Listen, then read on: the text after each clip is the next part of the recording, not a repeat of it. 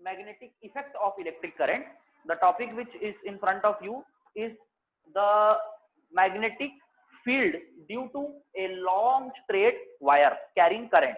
हमको ये पता है कि एक करंट कैरिंग कंडक्टर क्या प्रोड्यूस करता है, मैग्नेटिक फील्ड। तो एक हमारे पास इनफाइनाइट ना होकर के फाइनाइट लेंथ का एक वायर है, बहुत बड़ा है भले, तो उस वायर के कारण कोई एक पॉइंट पी है जो कि at a distance a, small a, कुछ दूरी पर वायर से लाई करता है। उसका position vector due to a current element. Now what do you mean by a current element? You need to understand that current element, अगर हम बोलते हैं current element refers to a small length on the wire and the corresponding current passing through it. तो current element is equal to हो जाएगा I, मतलब multiplied that is magnitude of the current passing through the conductor multiplied by the length through it. तो हम IDL को कंबाइनिंगली क्या बोलेंगे? Current element बोलेंगे, ठीक है। That is I is the current passing through the conductor XY and DL is a small length on the wire because of which we want to find out the magnetic field to at a point P. अब ये point P का इस current element से position vector है R, उस position vector का current element के direction से, करंट एलिमेंट का डायरेक्शन क्या होगा? जो I का डायरेक्शन होगा, उसके बीच का एंगल हमने लिया थीटा।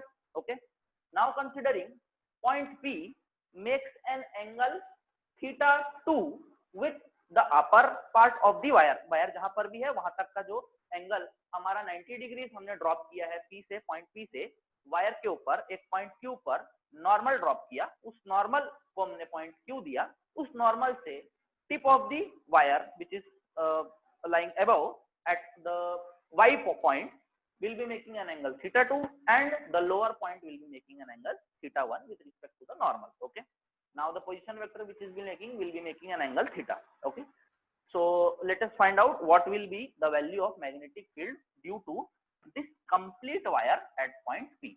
तो अगर मैं DL के करंट निकाल लेता हूं तो integrating from x to y करके मैं पूरी वैल्यू निकाल सकता हूं। Okay, write down the theory for it. This is your topic. Consider a current element DL on the wire carrying current. अब करंट एलिमेंट है, वेक्टर DL बोलते हैं क्योंकि I के साथ है, ठीक है। Current element is a vector quantity, you need to remember that. And a point P at a distance vector R from it, इससे, इस करंट एलिमेंट से कितनी दूरी पर है? Vector R।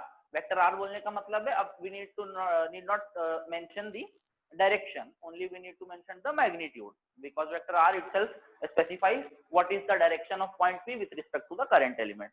Okay, now सबसे पहले याद करना है Biot Savart's law. From Biot Savart's law क्या बोलता था भाई Biot Savart's law? Small element DL के कारण जो मैग्नेटिक फील्ड DB बनेगी that will be equal to IDL sine of theta upon R square.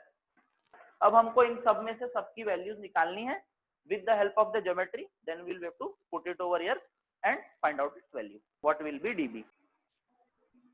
Okay, now just a change in the diagram. That is, if we have denoted this with an angle theta, so all the angles which are drawn from the point P means the angle which is drawn from the upper for the upper part of the wire and for the lower part of the wire, along with the position vector which is making an angle with the normal, all will be denoted by another denotation for angle, that is phi 1 and phi 2. Okay, so phi 1 would be the lower angle, phi 2 would be the upper, and phi will be the angle which the position vector makes with the normal of the wire. Okay, now what we have to do is we just have to find out all the values in the Biot-Savart's law, ideal sin theta upon R square, and put it in the formula to get the value for dB in terms of magnetic field. Okay, चलो, so read on. From first of all हम लोग पहला लेंगे from triangle this one triangle OQP के अंदर हम लोग theta sine theta की वैल्यू साइन फाई के टर्म्स में निकालेंगे, कितना आता है देखते हैं, ठीक है. Over here we can say theta plus phi is equal to 90. ये बोल सकते हैं कि नहीं, देख लो जरा सा. Theta plus phi is equal to 90. Can it happen or not? Just look at it and say. Because why? Because everything inside the triangle adds up to be 180. So theta plus phi is equal to 90 ही आना है, क्योंकि यह 90 है. Okay, from the geometry यहाँ से हम लोग क्या लिख सकते हैं? Theta is equal to 90 minus five. Likewise दोनों तरफ अगर मेरा साइन थीटा ले लेता हूं, मैं साइन एंगल्स ले लेता हूं, तो sine theta is equal to sine 90 minus five and this can be written as cos of five. So what do we have the value for sine theta? Sine theta is equal to cos five. इसको एक equation ले लेना. Okay, now again from triangle same OQP यहाँ पर हम लोग cos phi लगा लेते हैं. cos फाई की वैल्यू क्या हो जाएगी? cos theta is equal to क्या होता है? Base by hypotenuse. तो बेस मेरा QP हो जाएगा और हाइपोटेन्यूज कितना हो जाएगा? OP. तो cos phi is equal to PQ by OP. Okay, PQ by OP. PQ क्या है देखो? A है अपॉन OP क्या है? R है. ओके, यहाँ से मिल गया. ओके, अब इसके बाद R की वैल्यू यहाँ से कितनी हो जाएगी? R is equal to A upon cos of five. ये वैल्यू आ जाएगी. ओके, 1 अपॉन कॉस फाइव को क्या लिख सकते हैं? Sec five. तो हमारी R की वैल्यू क्या आ गई? A sec five. इसको इक्वेशन 2 ले लो.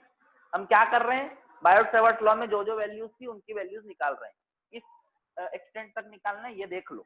Okay, again from the same triangle tan theta लगाना है हमको.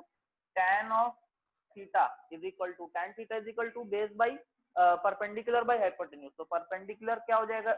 QO हो जाएगा और हाइपोटेन्यूज हमारा OP. तो tan theta is equal to कितना हो जाएगा? OQ by OP. OQ की वैल्यू क्या है देखो? यहां से यहां तक की लेंथ कितनी? L ली है और OP क्या है? R है. दिख रहा है? अब यहां से solve for L. L is equal to कितना हो जाएगा? R tan ऑफ थीटा हो जाएगा. ठीक है, L is equal to R tan of theta. हमको DL की वैल्यू चाहिए, तो क्या करेंगे? Differentiating both side. Differentiating both side. तो L का डिफरेंशिएशन DL हो जाएगा और R कांस्टेंट है, कांस्टेंट इंटू R. अब tan की वैल्यू क्या हो जाएगी? tan का differentiation sec square theta D theta. Phi है ना, तो ये फाई होगा. tan फाई की वैल्यू डाल रहे हैं, फाई के रिस्पेक्ट में डिफरेंशिएशन, तो sec square phi D phi. Okay, ये भी फाई हो जाएगा.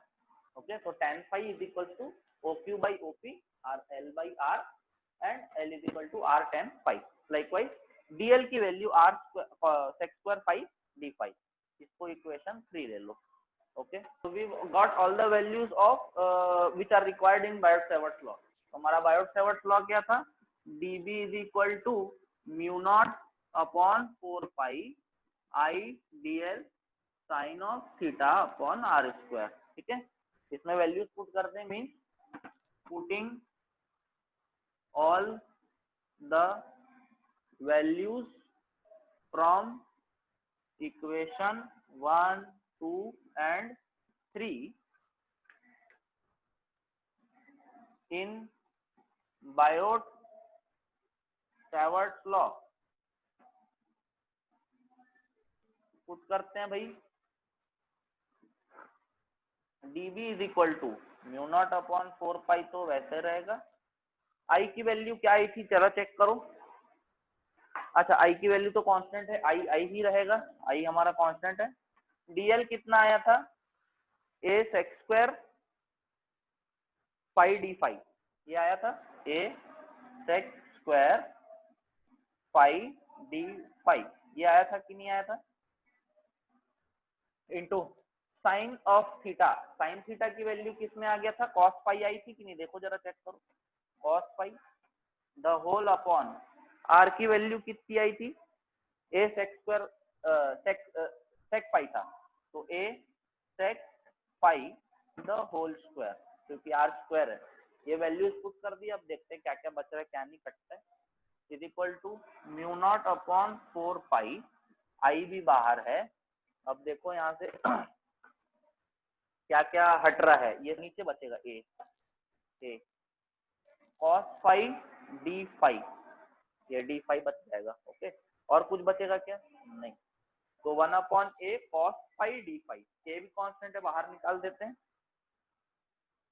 तो क्या बच रहा है भाई, is equal to mu not upon 4 pi I by a, अंदर बच रहा है कॉस फाई डी फाई, ठीक है।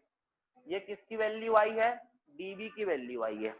अब मेरे को पूरे के लिए निकालना है, तो मैं क्या करूंगा, इंटीग्रेट कर दूंगा। कहां से कहां इंटीग्रेट करूंगा, ये थोड़ा ध्यान देना, इसको इंटीग्रेट करना है मेरे को, इस इक्वेशन को, ठीक है। तो क्या करेंगे, integrating the above equation from, जो हमने ये बनाया था डायग्राम, उसमें सपोज ये मेरा पॉइंट क्यू था, ये पॉइंट पी था, तो नीचे वाले और ऊपर वाले, तो नीचे वाला एंगल हमने कितना लिया था, नॉर्मल से फाई 1 लिया था, और ऊपर वाला phi 2, okay. Talking about if we want to measure phi 1, we will have to go from PQ towards down, and that would be what, anti-clockwise direction, और this would be what, in clockwise direction। तो clockwise direction measurement को अगर मैं positive मानता हूँ तो obviously anti clockwise को negative मानना पड़ेगा, ठीक है। तो कहां से कहां, -φ1 से φ2 तक इंटीग्रेशन करना है मेरे को, ये चीज याद रखना है, ये गलत कर दोगे और माइनस तो हमारा आंसर नहीं आएगा। तो -φ1 से φ2 तक इंटीग्रेट करना है, ठीक है। Integral DB 0 to B, total magnetic field देखना है, इसको 0 टू बी तक, इसको इंटीग्रेशन कहां से कहा, -φ1 से φ2, mu not upon 4 pi I by a cos of phi D phi, okay. Continue, अब इंटीग्रेशन लगाए नहीं है, डीबी की वैल्यू 0 से B is equal to constant क्या क्या है, mu not upon 4 pi, I भी कांस्टेंट है, ए भी कांस्टेंट है, बाहर निकाल के इंटीग्रल -φ1 से φ2 cos of phi D phi. अब इंटीग्रेशन लगाते हैं, डीबी का इंटीग्रेशन बी 0 से B is equal to mu not upon 4 pi I by a, cos phi का इंटीग्रेशन कितना हो जाएगा भाई, कॉस फाई का इंटीग्रेशन साइन ऑफ फाई -φ1 से φ2, जिसकी वैल्यू हो जाएगी b is equal to mu not upon 4 pi I by a, values put करेंगे, sine of φ2 minus minus plus sine of φ1, ये हमारी वैल्यू आएगी magnetic field due to a long straight current carrying wire, okay. Of length कितना does not matter, but what matters is angle which the point is making. जब देखो suppose मेरा ये wire है, ये पॉइंट मेरे पास यहाँ पर लाई कर रहा है, तो कुछ एंगल बनाएगा, ठीक है, बड़ा होगा, वो पॉइंट अगर आगे जाएगा तो एंगल बढ़ेगा, तो ऑब्वियसली देखो साइन φ2 प्लस साइन φ1 की वैल्यू बढ़ेगी, तो ज्यादा मैग्नेटिक फील्ड होगा। और ये तो नॉर्मल कंसेप्ट है, पॉइंट ज्यादा पास लाई करेगा तो मैग्नेटिक फील्ड बढ़ेगी। तो देखो mu not upon 4 pi I by a तो एक कांस्टेंट है ही, ठीक है, और ए देखो इनवर्सली प्रोपोर्शनल है। ए क्या था, याद करो, ये मेरा कंडक्टर था, ये पॉइंट पी था, ये वाली दूरी थी ना, ए याद कर लो, ये वाली दूरी थी। तो जब मेरा ये दूरी ज्यादा होगा तो क्या होगा, देखो बी की वैल्यू कम होगी, और ये दूरी कम होगी, पास आ जाएगा, ए की वैल्यू कम होगी, तो ये बी की वैल्यू बढ़ेगी, ओके। तो logically is correct and the formula is proving it, okay. Plus sine φ1 और φ2 की वैल्यू के ऊपर भी डिपेंड करता है। This is the value which you get for the magnetic field due to a long straight current carrying conductor for obvious reason.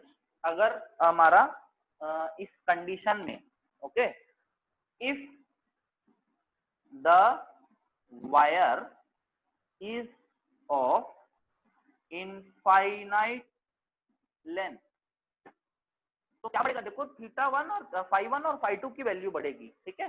तो उस condition में बढ़ते बढ़ते मैक्सिमम कितना हो सकता है, 90 हो सकता है, क्योंकि भाई ये पॉइंट क्या कर सकता है, मैक्सिमम यहाँ पर लाई कर सकता है, या वो एंगल बढ़ते बढ़ते भी क्या हो सकता है 90 डिग्री से सॉरी ये जो मेरा नॉर्मल है उससे कितना एंगल आ सकता है 90, उधर तो नहीं जा सकता ना उल्टा, तो ऊपर का 90 और नीचे का भी 90 दोनों मिला के कितना हो सकता है 180।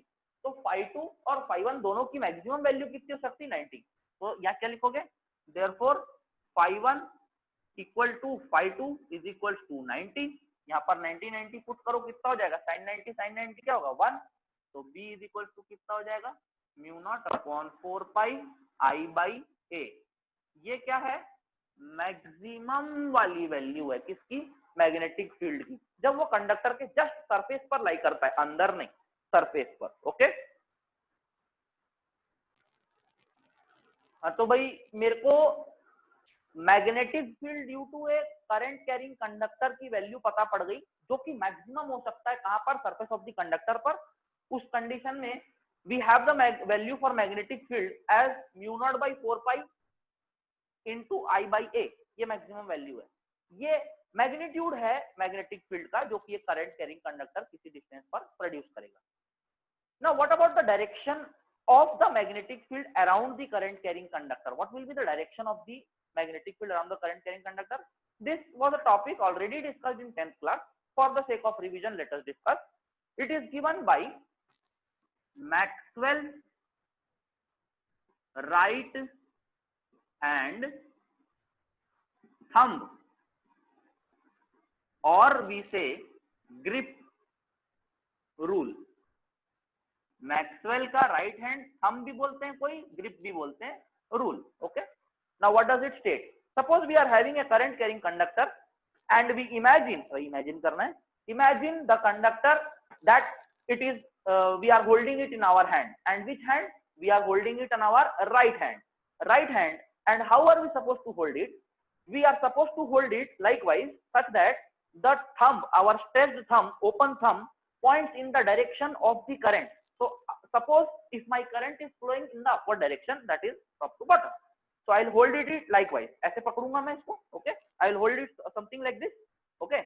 So now when I'm holding it, my fingers are curling how, see the current thumb, suppose now I'm holding the conductor likewise, the current is pointing towards you, let me hold it in my right hand. What can you see, my fingers are curling around it in which direction, in anti-clockwise direction, okay। So this is how you get the direction of the magnetic field when you are holding the conductor in your right hand and the thumb, stretched thumb, points in the direction of magnetic field. So in this diagram we can draw the direction for the magnetic field around here. For your sake of convenience, I have shown the magnetic fields already which are concentric in shape. हमको ये पता है कि shape तो concentric होता है, but ये कैसे पता पड़ेगा कि हमको ऊपर से देखने पर क्लॉकवाइज दिखेगा या एंटी क्लॉकवाइज। तो if you are viewing it from here, okay, मेरा आईज यहाँ पर है ना, एकदम बढ़िया देखो, ओके। तो इमेजिन ये हम इसको ऐसे करके होल्ड कर रहे हैं, तो मेरा मैग्नेटिक फील्ड का डायरेक्शन ऐसा आएगा, okay.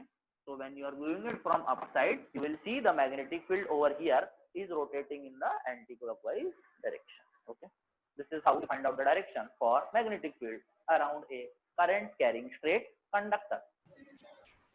Okay, so now when we found out the value for magnetic field due to a long straight current carrying wire through which a current of I was flowing, by the conventional method, by putting all the geometrical view and all, we found it out to be E is equals to mu naught upon 4 pi I by A.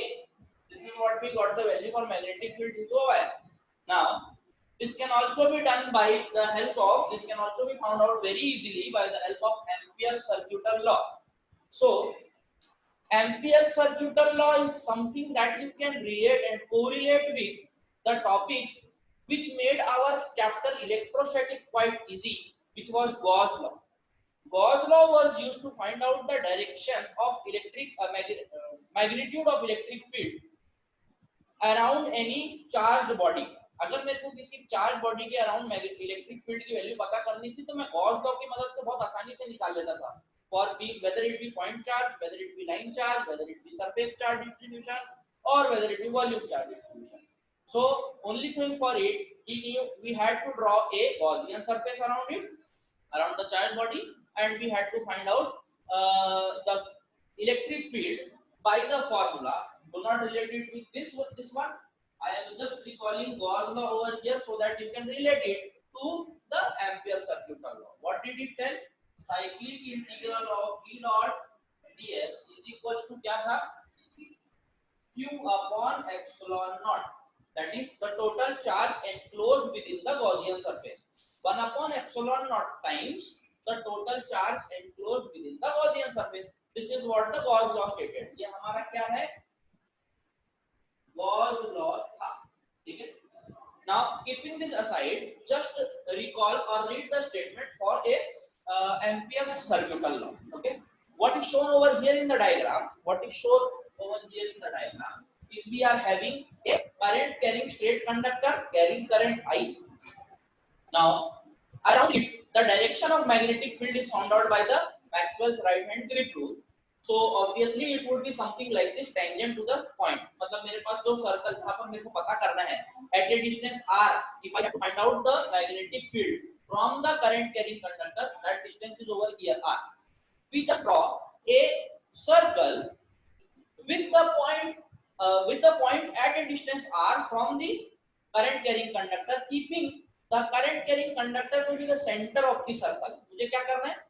Current carrying conductor को अपना centre मान के एक circle draw करना है जिसका radius कितना होगा r, जितनी दूरी पर मेरा पॉइंट है, तो वो सर्कल कुछ ऐसा दिखाई देगा।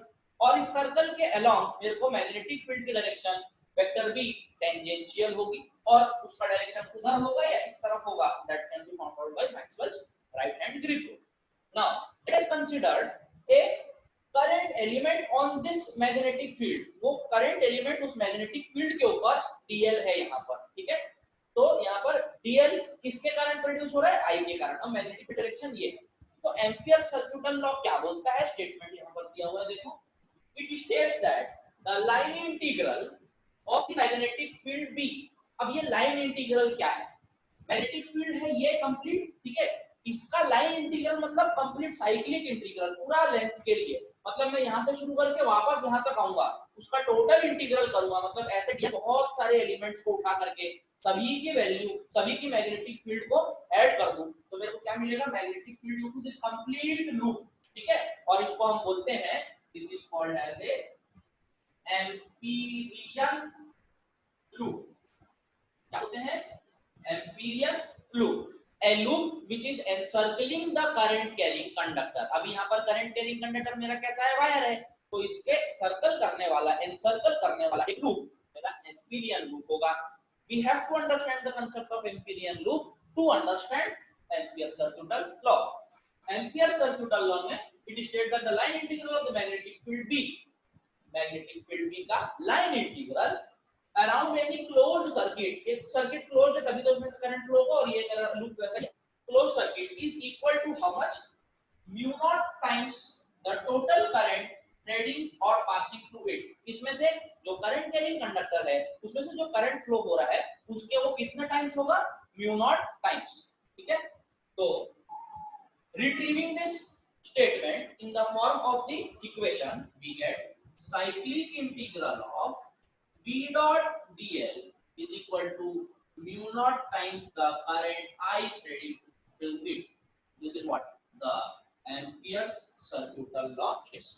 ये मेरा Ampere's circuital law बोलता है, that is V dot dl, cyclic integral of V dot dl mu naught times. Okay, bit of correction in the part where we described the value.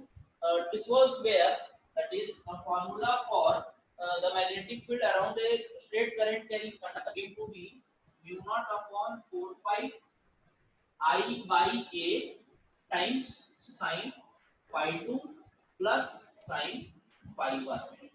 when the point lied very close to the conductor, or we can say the current the conductor was of infinite length, so this 5 came to be roundabout nearly it can come to 90, maximum it can go to 90. So sin 90 plus sin 90, sin 90 becomes 1, 1 plus 1 becomes 2, and the formula for magnetic field around a current carrying conductor when the point is very close to the conductor or the conductor of is infinite length, then it comes to be not upon 4 pi 2 I by a. So Ampere circuital law stated that cyclic or line integral of v dot dl is equals to kitna mu naught times I, the current flowing through or threading through the uh, conductor around a closed loop. So over here you can see a current carrying conductor of L length, total length.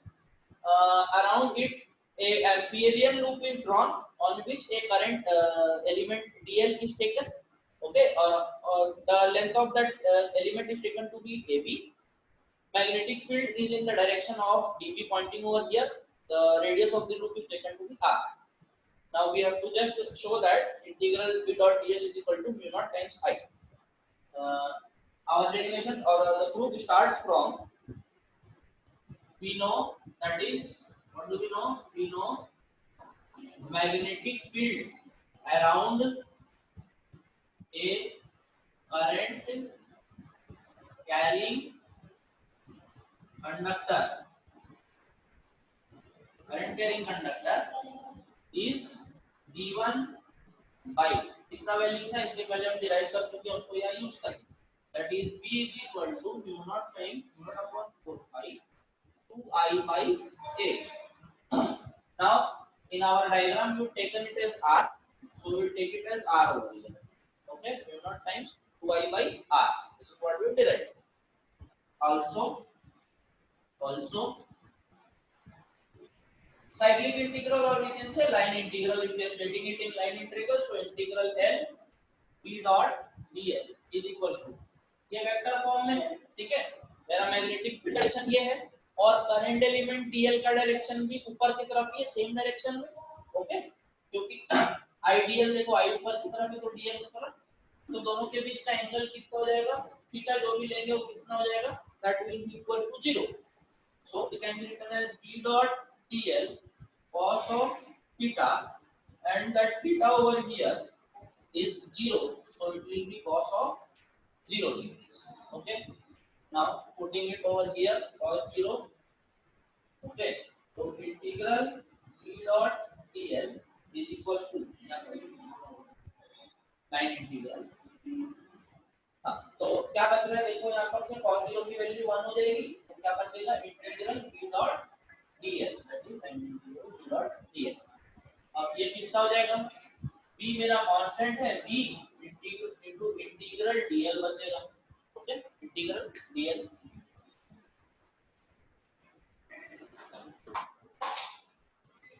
Integral dl क्या है, integral dl is the total length of this Amperian loop which can be found out by the circumference of a circle because it is a circle.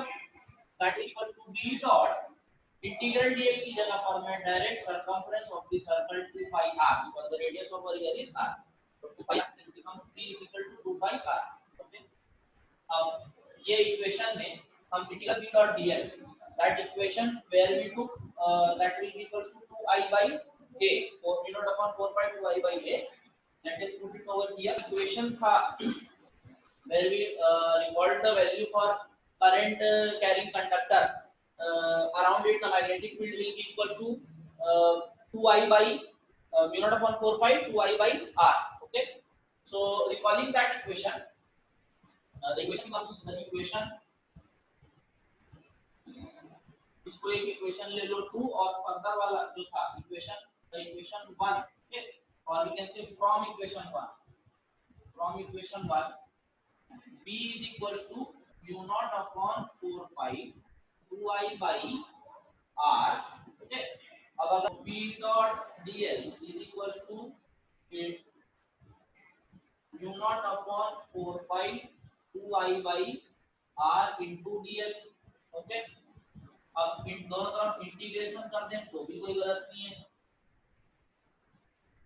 Integrating both sign किसके हिसाब से, DL के हिसाब से integrate करेंगे। Okay, तो integral v dot dl is equal to integral, जो constant है बाहर लिख देते हैं direct, mu not upon 4 pi 2i by ये भी कांस्टेंट है, बच रहा है क्या, इंटीग्रल dl। ठीक है, इंटीग्रल dl की वैल्यू कितनी ली थी हमने, 2 पाई r। ठीक है, तो integral that will be like integral v dot dl is equal to mu not upon 4 pi 2i by a into dl की जगह, इंटीग्रल dl की जगह 2 पाई r।